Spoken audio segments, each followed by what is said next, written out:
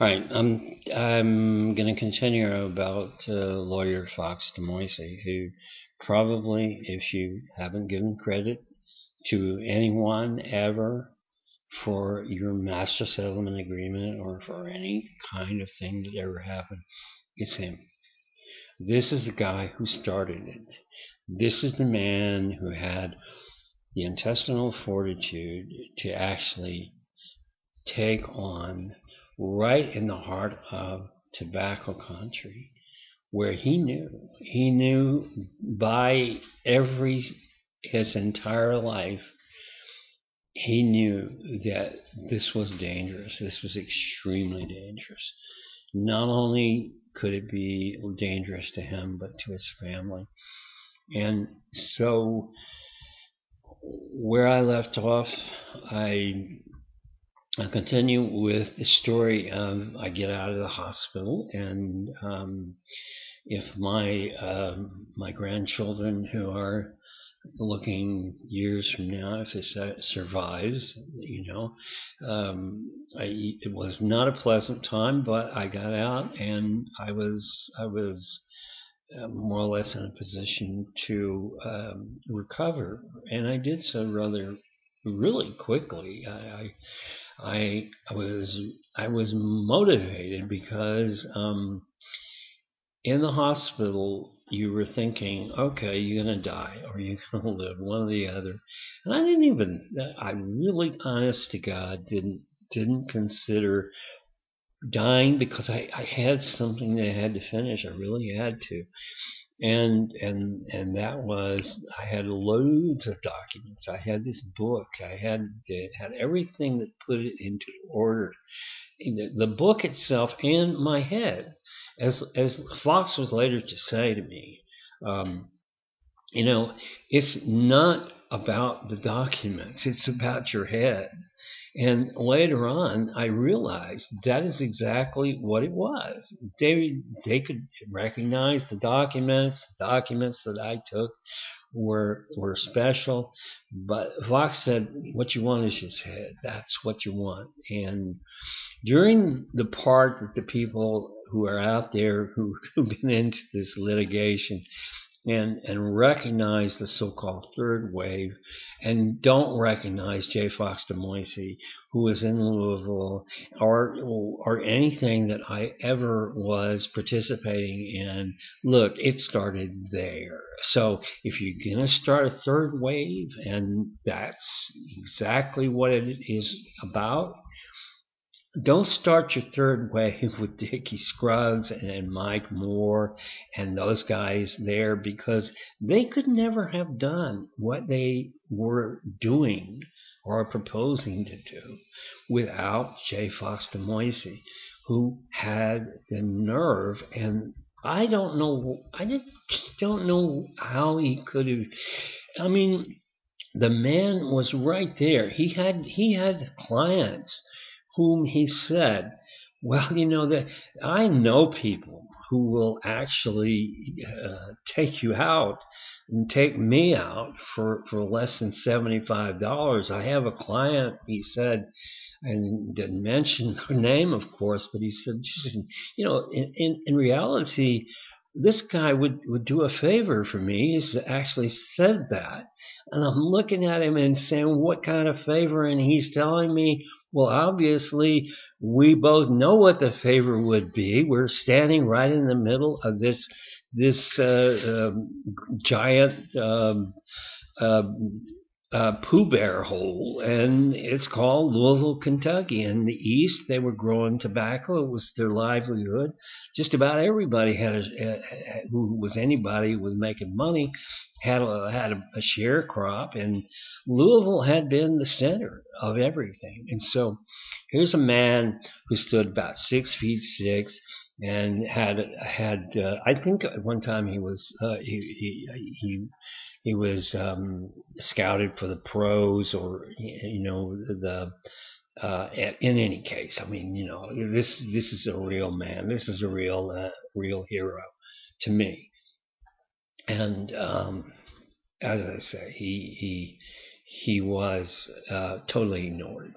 And no matter how you look at it, I don't think there's 2 or 3 articles out there that have anything that mention J. Fox de Moisey and what he did. But you wouldn't be here. Dick Scruggs, you wouldn't be scrubbing those floors right now if it hadn't been for J. Fox de Moisey. And Paul Miner, I'm sorry, I like you, but you wouldn't be where you are right now if it had been for J. Fox de Moisey. Now, those are the negative parts. And Don Barrett, however holy thou art, and I know you are, art. So if there is a joke here, it's on you, because it came from Louisville, and it didn't come from the man on the 4th floor, or the man with the Mercedes, the man whom you remember in the movie, that was done by Michael Mann. It came from J. Fox de Moisey, who had the nerve to say, "I'm going to take you on. I'm going to take this company on." Now, a lot of people criticized Fox in the very beginning, the way he did things, but, this was totally ethical. This is the way you do things. I'll get to that. But first of all, Fox and I, the first thing I did when I could actually talk after the anesthesia, effect had worn out, and I was getting some strength back, as I called Fox and I said, "Fox, here we are. Guess what? I have a good reason to go to court. I have had one of the issues settled in terms of what tobacco does for people. It gives you coronary artery disease, and it gives it to you big time in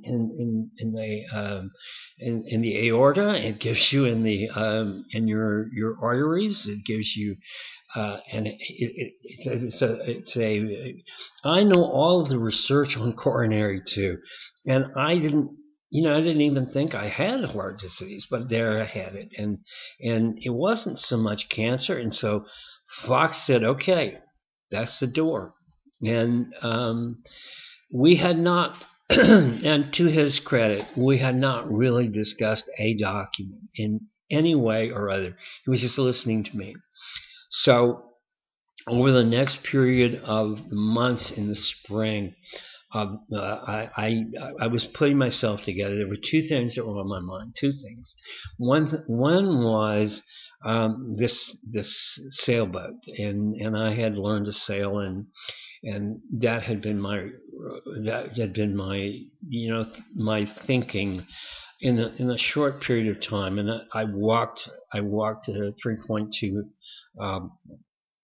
miles an hour in my recovery.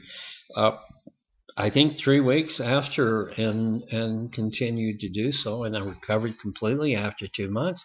And the doctor, who was absolutely, I suppose, a god, he was had a great team, and of course Louisville has more patients by far, because, and more hospitals, because they have more smokers. And listen, you can't go to Louisville you can't go to Kentucky without smelling tobacco. This hasn't changed. And in spite of all this, what happened after that with Fox was, he didn't say anything. He just sort of looked at me, and we began to develop what was called the meetings on his back porch after he came home from a long day of work. Or, he worked hard. He worked very hard. He had been,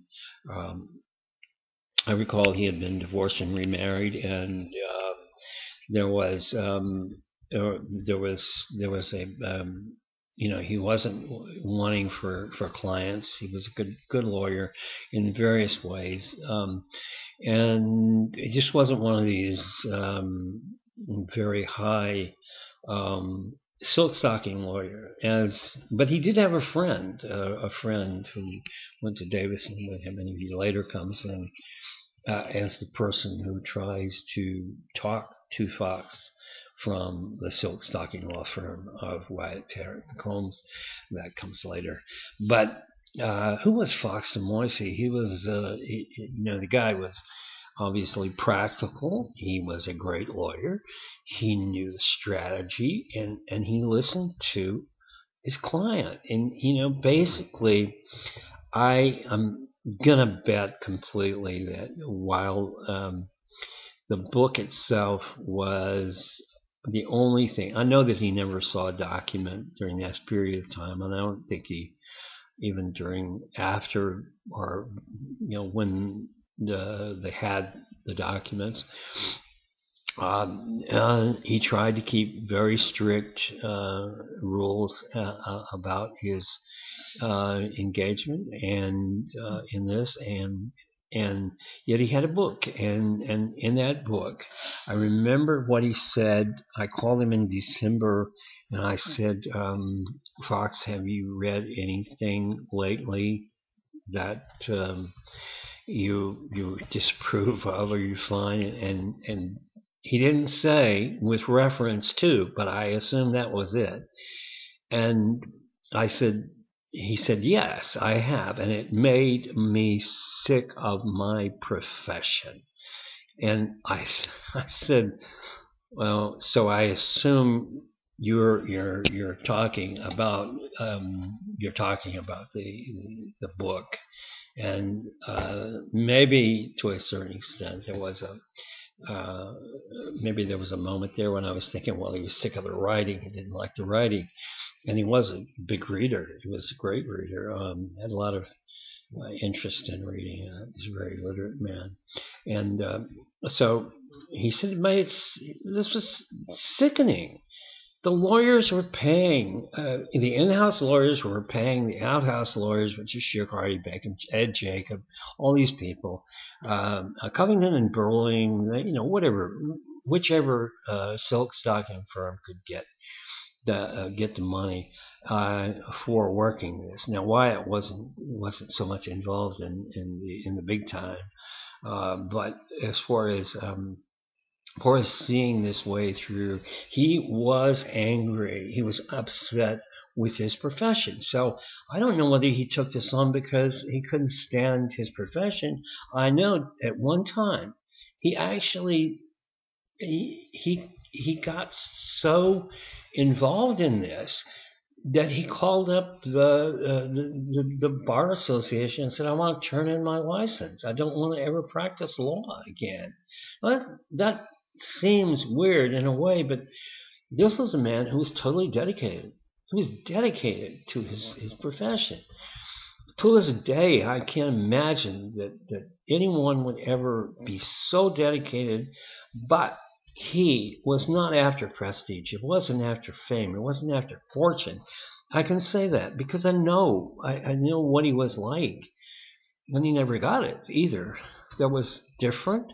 And so at this point in time, I'm giving it, to a certain extent, the reflection of the difference between a J. Fox de Moisey and a Dick Scruggs and a Don Barrett and a Mike Moore and I would say one of my favorite lawyers, who happens to be David Bernick, who works for tobacco, but he's a damn good lawyer, and he's also a very good dresser, great suits, but what amazed me about this whole period was we were seeing the light, and eventually we sat back on the back porch for, I don't know, it must have been 3 or 4 weeks, and he said, okay, what would you do? And I said, well, in order to protect the privilege, how can